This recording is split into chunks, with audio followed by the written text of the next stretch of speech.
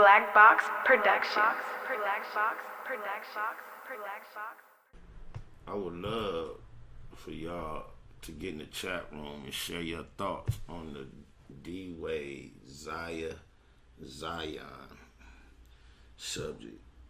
If y'all don't know who Ziah or Zion is, I would imagine Ziah is the new version of Zion, but D-Wade has come out and I believe classified his born male son as a transgender girl. I saw a little clip where he was answering some questions about his child, and he repeatedly referred to his child as she, my daughter, my daughter, my daughter. He also said that his Zion, I believe, was the birth name. Zion knew at sister age of 3 years old that he was actually she, Ziah.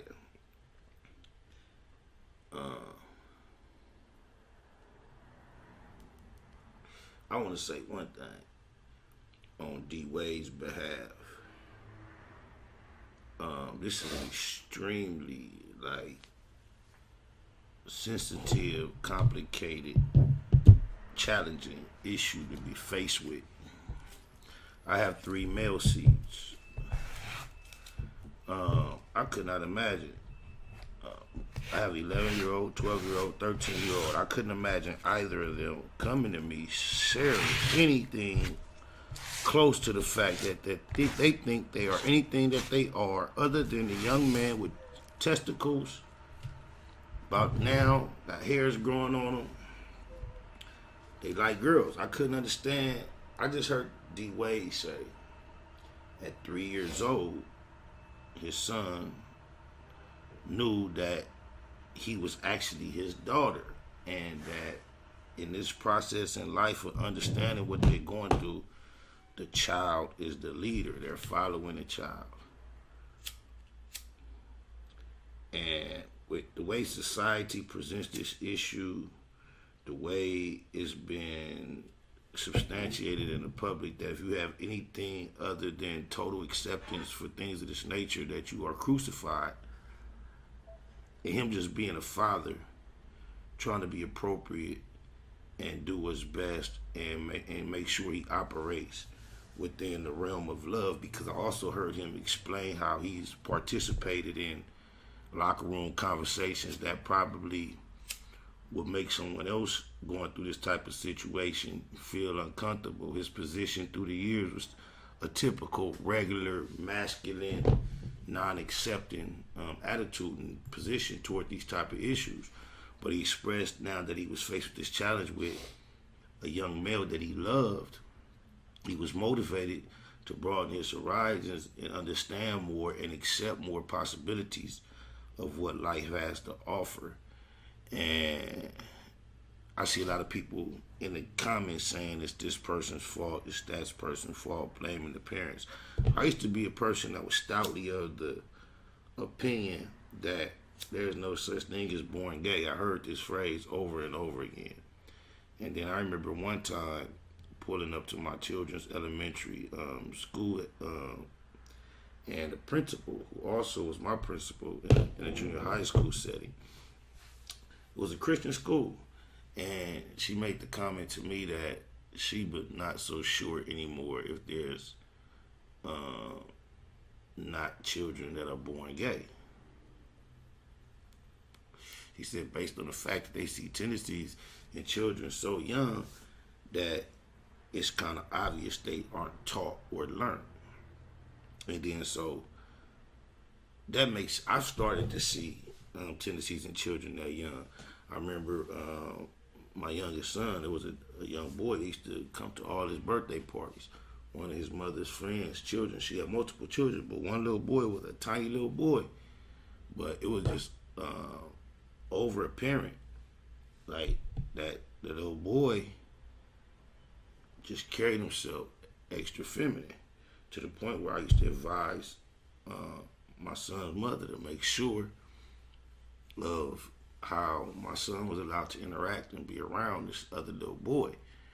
But I don't say that to say I acknowledge it to the point to say that it's still natural. I believe that it is obvious over the course of years that nature is being, if not manipulated, affected by the decisions that humans are making.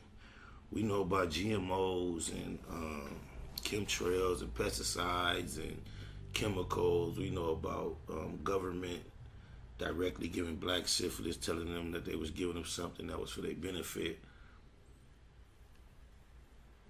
We know about a lot of things that have caused society to change over the course of years. And I believe that if there is some truth to the fact that there may be children born with these inclinations now, it is because of things that humans perhaps have done to make it more prevalent, because you also see on the opposite end that there's a very active effort to make it more inclusive. I was watching the haves and the have-nots last night, and it's always taking a bold stance on homosexuality, but it's also always showed the middle of the road, because they have one mother on the show that can't stand the fact that her son is gay, and she's always been able to be open to express how she felt on the show, even though the show is just generally supported the lifestyle in general. But last night, watching it, always knowing you might see some stuff that might be like, ew, they just out of nowhere blamed you with a scene that was so graphic, bro.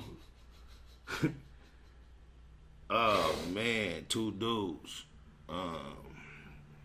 Jeffrey and a wee night B-Noy, and it was just like, why? It was so unnecessary. It's like, it's obvious that there is an interest from somebody in media that to make sure this type of lifestyle is over included.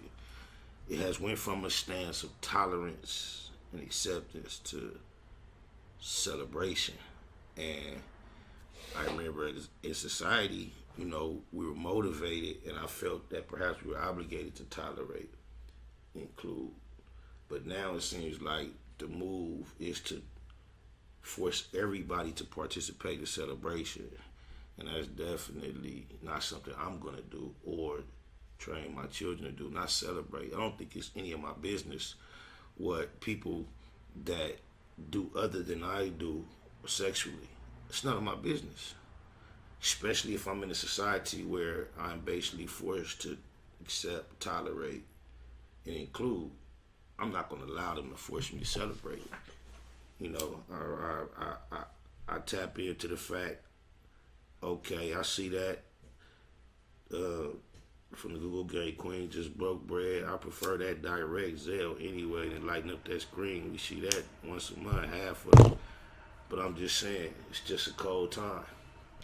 I see what y'all saying on the subject. I was just interested. I'm going to read them comments later on. Neighborhood Net Hustle. Big shout out to my nigga SPI, Spotter Low. You know, I'm in the black box, had to come through, tap in, show love one time. Yeah, y'all make sure y'all subscribe. Stay tuned, all that. It's the homie cook-up boss, goddammit, Cub Low. And y'all tuning in to the Wake and Bake Show with goddammit the homeboy Spider Low. Here with SPI, the realest nigga in LA. Spider this bitch! My nigga is Spider Low. Spider Low, nigga. Spider Low. Spider Low. Spider Low. Spider Low. Spider Low. Spider Low, that's my nigga. Spider Low. Spider Low. Shout out to SPI, that motherfucking nigga. You are now in the black box with the homie Spider Low, the most eastiest. Facts over feelings, keeping it a Google Plex. Feel my campaign. Spider Low, Wake and Bake. Better keep it Google, nigga. Loke is in LA somewhere doing what he's doing.